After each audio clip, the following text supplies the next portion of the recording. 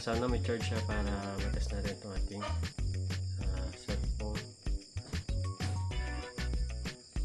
Ayan, so okay, so ayan, may vibrate siya, then may display, so hopefully okay na siya.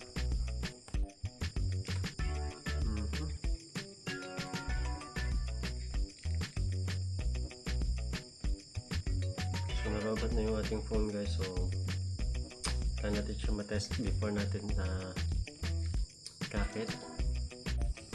So ito na guys yung ating Vivo Y53, so na-testing na natin yung LCD and then na-charge na natin. Ayan, so nabubuhay na rin natin yan. So medyo mahirap na lang yung power button niya kasi nawawala na yung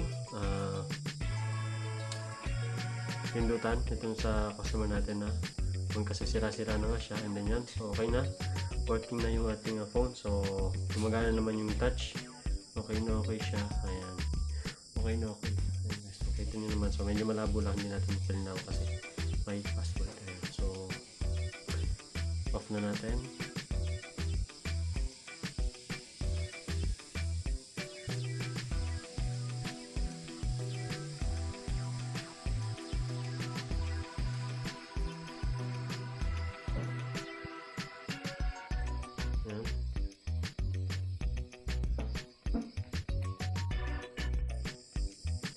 Then ayusin na natin yung ano niya, LCD, so ikakapit na natin.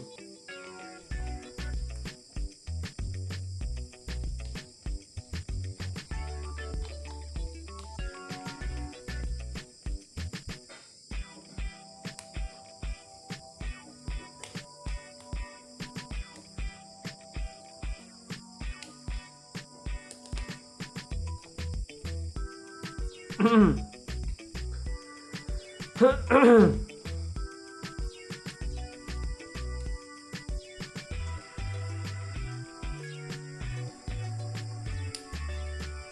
yan, okay na.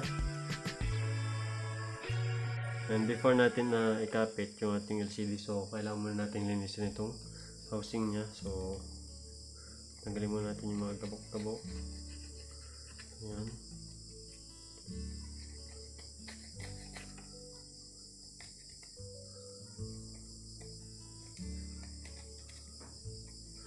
Mga glue na luma na.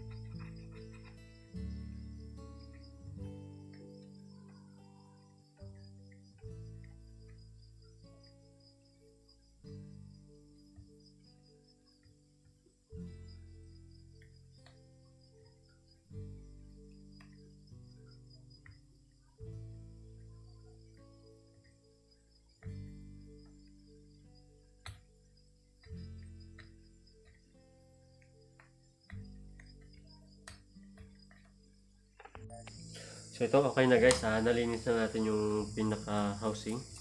So pwede na natin lagyan ng glue para makapit na natin yung LCD nya. Okay. So lalagyan na natin guys ng glue yung ating plate, and then tanggalin na natin din to. Ayan.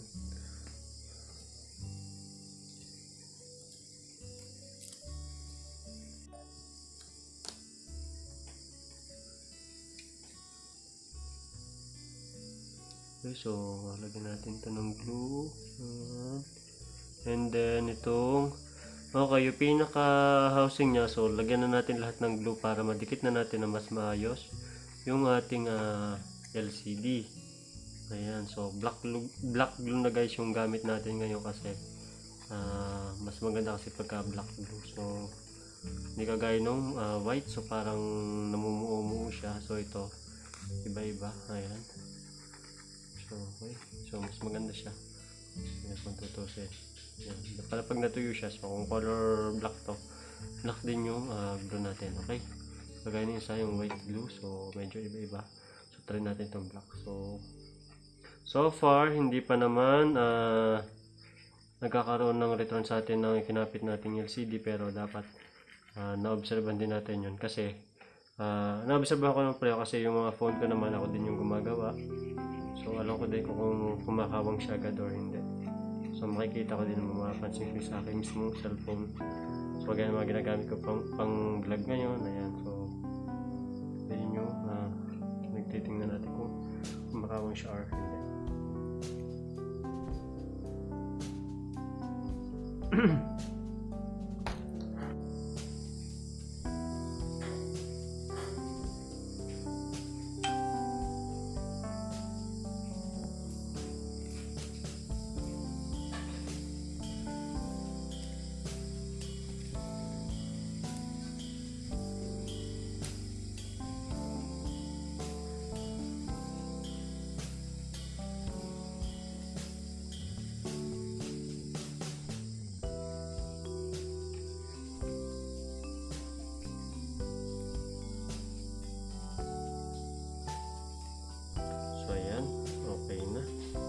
Ikapit na natin guys yung LCD, and then ang gagawin natin, so lalak natin to, tsaka yan. Okay, once na may lock natin to guys, so kakabit na natin yung mga dapat natin ikabit later on para mas matest natin kung okay na yung ating LCD, and then para kapag nilagyan natin ng rubber band, so okay na din lahat.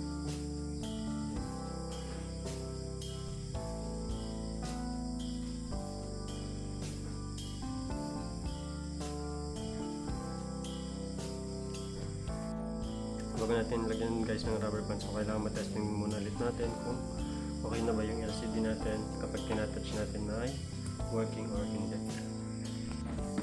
So guys, nabuhay na natin yung phone, so huwag muna natin pakita yung picture ng customer natin.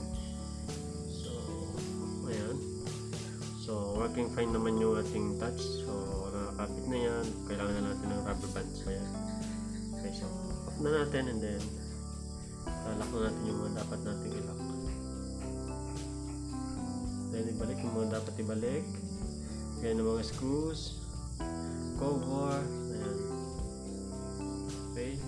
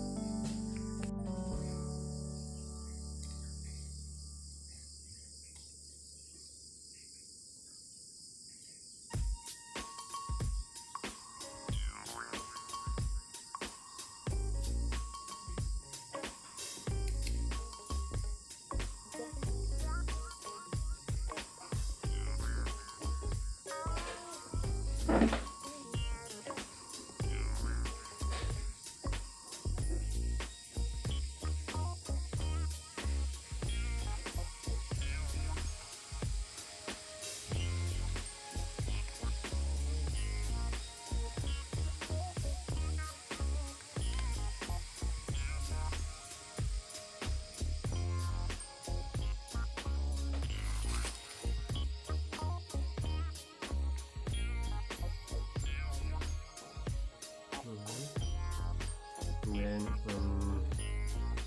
yung cover nito, so kailangan na rin natin ibalik. So ito, ayan.